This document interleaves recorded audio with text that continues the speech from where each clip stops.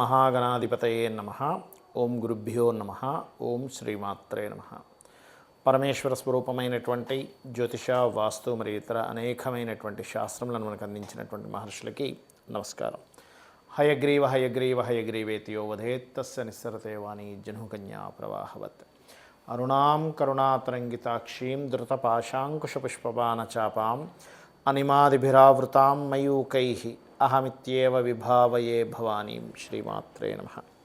ప్రేక్షకులకి ఆ లలితాంబిక అమ్మవారి యొక్క అనుగ్రహం పరిపూర్ణంగా కలగాలని మనస్ఫూర్తిగా కోరుకుంటూ మనం ఈరోజు చెప్పుకోబోయేటువంటి టాపిక్ ఏమిటి అంటే 12 లగ్నాల వారికి ఆయురారోగ్యాలతో ఉండడానికి, ఇటువంటి అనారోగ్యాలు రాకుండా ఉండడానికి చేసుకోవాల్సిన పరిహారాలు ఏమిటి, అది హెల్త్ పరంగా ముఖ్యంగా ఫుడ్ విషయంలో కానివ్వండి, అదేవిధంగా నవగ్రహాలు ఏ గ్రహం దగ్గర దీపారాధన చేయడం అనేటువంటిది కానివ్వండి, మరియు అదేవిధంగా మీరు ఏ దేవత ఆరాధన, ఏ మంత్రాన్ని నిత్యం చేసుకోవడం అనేటువంటిది అని చెప్తాను. అయితే ఇది నేను ఏదైతే చెప్తున్నానో ఇది కొన్ని వేల జాతకాల మీద రీసెర్చ్ చేసి, ఆరోగ్యమే మహాభాగ్యం అంటుంటారు కదా, అనారోగ్యం కంతో బాధపడడం అనేటువంటి చాలా ఇబ్బందికరమైన విషయం కాబట్టి రీసెర్చ్ చేసి నేను సొంతంగా ప్రయోగం చేసి మహర్షులు చెప్పినటువంటి కొన్ని శ్లోకాలని ఆధారంగా తీసుకొని, మనకు మహర్షులే ముఖ్యం మనకి, ఎందుకంటే వాళ్ళు చెప్పకపోతే మనకేం తెలియదు. కాబట్టి ఇవన్నీ చేసింది నేనైనప్పటికీ కూడా చేయిస్తుంది, చెప్పిస్తుంది కూడా లలిత అమ్మవారిగానే భావిస్తూ మీకు ఒక్కొక్క లగ్నం గురించి చెప్తూ ఉంటాను. అదేవిధంగా మరొక విషయం ఏంటంటే, కొంతమందికి నక్షత్రము, లగ్నము, రాశి ఏమీ తెలియదు. అలాంటి వారు కూడా ఏం చేసుకోవాలి అనేటువంటిది వీడియో ఎండింగ్లో చెప్తాను. వీడియో ఎండింగ్ వరకు వినండి. సింహలగ్నము, సింహరాశి. సింహం వారికి కనుక చూసుకున్నట్లయితే ప్రధానంగా లగ్నాధిపతే రవి అవుతాడు. ఇక్కడ ఏమండి, సింహలగ్నం వారికి లగ్నాధిపతి రవి కదా, ఇంకా అనారోగ్య సమస్యలు రావా? అది పూర్తిగా తప్పు. రవి అయితే మాత్రం రాకూడదని ఎందుకు ఉంది చెప్పండి? ఉంటుంది. ఎందుకు అంటే సాక్షాత్ శ్రీకృష్ణ పరమాత్మ యొక్క పుత్రుడు. ఒకసారి ఒక శాపవశాత్తు అతనికి చర్మ వ్యాధి వస్తుంది. అప్పుడు శ్రీకృష్ణ పరమాత్మ దగ్గరికి వచ్చి అడుగుతాడు, నువ్వు భగవంతుడివి కదా, నేను నీ కొడుకుని కదా, నాకు ఇమ్మీడియట్లీ తగ్గించాయంటే ఇది కర్మ. నువ్వే కాదు, ఈ విశ్వం మొత్తం నాకు సంతానంతో సమానమే. నీకు ఇలా వెంటనే తగ్గించేస్తే వేరే వాళ్ళందరూ కూడా అలాగే తగ్గించేసేయాలి వెంటనే. కాబట్టి నువ్వు నీకు నువ్వుగా సూర్య ఆరాధన చేసుకో, సూర్య ఆరాధన చేసుకొని తగ్గించుకో అంటే అప్పుడు అతను ఇక్కడ మన భూమండలం మీద ఉన్నటువంటి ఏవైతే ఇప్పుడు మనకి ఇండియాలో ఉన్నటువంటి కొన్ని దేవాలయాలు ఉన్నాయి, అవి శ్రీకృష్ణుడి యొక్క తనయుడు కొడుకు కట్టించినవి అని చెప్తూ ఉంటారు. అతను 7 సంవత్సరాలు ఉపాసన చేసి అతని యొక్క చర్మ వ్యాధిని తగ్గించుకున్నారనేటువంటివి చెప్తూ ఉంటారు.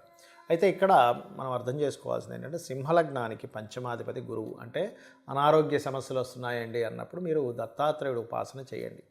జయ గురుదత్త, శ్రీ గురుదత్త అనే నామస్మరణ చేయండి. ఎక్కువగా వీళ్ళకి ఇమ్యూనిటీ అంటే గురువుగానే పాడేయాడు అనుకుంటే సెల్ లెవెల్లో ఇబ్బంది వస్తుంది. సహజంగా వీళ్ళకనే కాదు, ఎవరికైనా సెల్ లెవెల్లోనే ఇబ్బంది అనేటువంటిది వస్తుంది. ఆ సెల్ని సెట్ చేసుకోగలగాలి.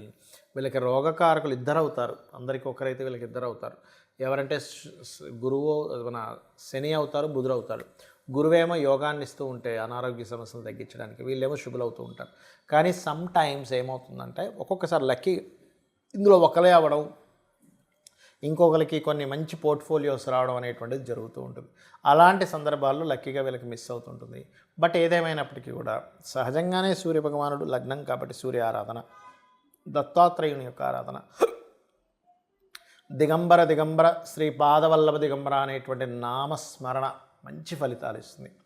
అదేవిధంగా మరొక విషయం ఏంటంటే, ఇక్కడ మీరు నువ్వులు ఒకటి, పెసలు ఒకటి దానంగా ఇస్తూ ఉండండి. మీకు దగ్గరలో ఆలయాలు ఉన్నట్లయితే, బాగా అనారోగ్య సమస్యలతో బాధపడుతున్నాం, మోకాలు నొప్పులు ఉన్నాయి, నడుము నొప్పి ఉంది, రకరకాల మంది చెప్తూ ఉంటారు. కొన్ని సంవత్సరాల నుంచి ఉందండి, ఏ మెడిసిన్స్ వాడినా తగ్గట్లేదు అనుకునేటువంటి వారు మీకు దగ్గరలో ఈశ్వరాలయాలు కనుకున్నట్లయితే, మీరు ఒక నువ్వుల నూనె తీసుకొచ్చి చక్కగా ఒక మూకుల్లో వేసి ఉదయం పూట చక్కగా ఆ ఫేస్ని అందులో చూసుకొని శనివారం నాడు వెంటనే మళ్ళీ ఆ నూనె బాటిల్లో వేసి వెంటనే ఇచ్చేసేయండి. చాలామంది చేసే మిస్టేక్ ఏంటంటే, చూసి తర్వాత రేపిద్దాంలే, ఎల్లుండిద్దాంలే అనుకుని ఉంటారు. అలా ఉంచకండి ఇంట్లో. కాబట్టి వెంటనే ఇచ్చినట్లయితే శివాలయంలో ఇవ్వాలి. ఏ ఆలయంలో పడితే ఆలయంలో ఇవ్వకూడదు. ఎందుకంటే మీ యొక్క కర్మని పరిపూర్ణంగా తీసేటువంటి ఎనర్జీ ఏదైతే ఉంటుందో మీ యొక్క జాతక చక్ర రీత్యా ఆయన అనుగ్రహం ఉంటే పోతుంది. అలాని విష్ణువుకు లేదని అలాని కదా, ఒక్కొక్క భగవత్ స్వరూపానికి ఒక్కొక్క గ్రహానికి ఒక ఎనర్జీ ఉంటుంది. అదేవిధంగా శుక్ర బుధ గ్రహాల దగ్గర కూడా దీపారాధన చేయండి. చేస్తూ గోవులకి కాస్త బెల్లము, గోంగూర ఇటువంటివి తినిపిస్తూ ఉన్నట్లయితే కూడా మీకు మీరు పూర్వజన్మలో చేసినటువంటి కర్మ తొలగాలి. ముఖ్యంగా కర్మ ఎప్పుడైతే తొలగిందో మీరు అనారోగ్య సమస్యల నుంచి కానీ, శత్రుబాధల నుంచి కానీ, రుణ బాధల నుంచి కానీ బయటపడడం జరుగుతుంది. ఇక్కడ ఏంటంటే ఎప్పుడు కూడా మనం ఇందాక నేను చెప్పినటువంటి దీంట్లో పంచమం ఈజ్ మోస్ట్ ఇంపార్టెంట్. పంచమం ఏంటి? ఇమ్యూనిటీ అని చెప్పానండి మీకు. రోగస్థానం, రుణ రోగ శత్రు స్థానాలు 6వ స్థానం. అదేవిధంగా రోగాన్ని తగ్గించేటువంటి స్థానం ఎలా అయితే పంచమ స్థానం అవుతుందో ఇమ్యూనిటీ స్థానం, ఇమ్యూనిటీని తగ్గించే స్థానం 4వ స్థానం. అందుకే చూడండి, ఇంట్లో ఒక దగ్గర అలా ఉండిపోకు. 4000 అనేది కూర్చోవడం అనమాట. అంటే ఏమిటి? ఒక దగ్గర అలా కూర్చుండిపోయి ఉన్నా కానీ మనకి హెల్త్ ఇష్యూస్ వస్తుంటాయి, నడవాలి అంటూ ఉంటారు. ఆ రకంగా మీరు ఒకటే గుర్తుపెట్టుకోండి, మీరు ఎంత వాకింగ్ చేస్తూ ఉంటే ఫిజికల్గా అంత ఆరోగ్యం. Point number 1. రెండవది ఏమిటి అంటే, నక్షత్రము రాశి ఏమీ లేదనుకునేటువంటి వారు ఖచ్చితంగా సూర్య నమస్కారాలు ఎక్కువగా చేయండి, సూర్యుడి యొక్క పోస్టర్స్ ఎక్కువగా చేయండి. మూడవది, ఇక్కడ ఒక్కొక్కసారి ఏమవుతుందంటే మనం ఎంత పంచమాధిపతిని తీసుకున్నా ఈ పంచమాధిపతి వెళ్ళి మరొక గ్రహంతో కలిసి ఉండి వాళ్ళ యొక్క పర్సనల్ చార్ట్ ద్వారా మారిపోతూ ఉంటుంది. ఇందాక నేను చెప్పినట్టుగా ఇప్పుడు మేషానికి సింహం మన రవి అని చెప్పుకున్నాము, వృషభానికి బుధుడు అని చెప్పుకున్నాము, మిథునానికి శుక్రుడు అని చెప్పుకున్నాము. ఇలా ఒక్కొక్క దానికి పంచమాధిపతి చెప్పుకున్నాం. అలాగే షష్టమాధిపతి ఎవరో అని తెలుసుకున్నాం. కానీ ఇక్కడ ఏమవుతుందంటే సమ్ టైమ్స్ ఈ పంచమాధిపతి ఇమ్యూనిటీ ఇవ్వవలసినటువంటి కారకుడే గనక మీకు వక్రించిన నక్షత్రాల్లో, గ్రహ నక్షత్రాల్లో లేదా వక్రించిన ప్లానెట్స్తో కనెక్ట్ అయి ఉన్నప్పుడు ఏమవుతుంది, దాన్ని ఆటో ఇమ్యూనిటీ డిజార్డర్ అంటారు. అంటే వాళ్ళ ఇమ్యూనిటీయే వాళ్ళ మీద దాడి చేస్తుంది. అప్పుడు అర్థం కాదరే ఏంటి ఇట్లాగా. అప్పుడు మనం ఏం చేయాలంటే అది ఏదైతే దాడి చేస్తుందో దానికి కూడా దానం ఇవ్వాల్సి వస్తుంది. ముఖ్యంగా 6వ స్థానాధిపతి ఎవరైతే అయ్యారో మీ లగ్నం నుంచి వాళ్ళకి దానం ఇవ్వడము, 5వ స్థానానికి సంబంధించిన మంత్ర సాధన చేసుకోవడం చేయండి. ఇందులో సమ్ టైమ్స్ పాపగ్రహ మధ్యన ఉంటుంది. ఒక్కొక్కసారి ఏమవుతుంటుందంటే అగ్నితత్వ రాశుల్లో ఉంటాయి కాంబినేషన్స్ అన్నీ. అలాంటప్పుడు హోమాలు చేయడం ద్వారా తగ్గుతుంది.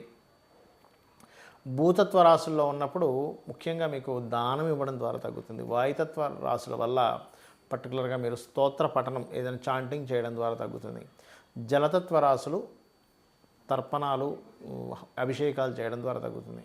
మనకి అగ్ని, భూ, వాయు, జల, మేషము, సింహము, ధనస్సు అగ్నితత్వ రాశులు, వృషభము, కన్య, మకర రాశులు భూతత్వ రాశులు, మిథునము, తుల, అదేవిధంగా కుంభము వాయుతత్వ రాశులు, కర్కాటకము మరియు అదేవిధంగా మనకి జలరాశులు అయినటువంటి వృశ్చికము, మీనము అనేటువంటివి ఏవైతే ఉన్నాయో ఇవి జలరాశులు అవుతాయి. అంటే అగ్ని, భూ, వాయు, జల మేషం నుంచి వరుసగా తీసుకుంటే అగ్ని, భూ, వాయు, జల వరుసగా అవుతూ ఉంటాయి. అంటే మేషము, వృషభం, మిథునం, కర్కాటకం, అగ్ని, భూ, వాయు, జల. మళ్ళీ సింహం, కన్య, తుల, వృశ్చికం, అగ్ని, భూ, వాయు, జల. ధనస్సు, మకరం, కుంభం, మీనం, అగ్ని, భూ, వాయు, జల ఇలా తీసుకోవాలి. అయితే ఇక్కడ కొన్నిసార్లు మీకు దాన సంబంధించినవి అవనప్పుడు దానము వీటన్నిటితో కూడా ఇంకా సరిపోదు. ఎందుకంటే పూర్వజన్మ కర్మ వల్ల మనకి ఇది వస్తూ ఉంటుంది అనారోగ్యం అనేటువంటిది.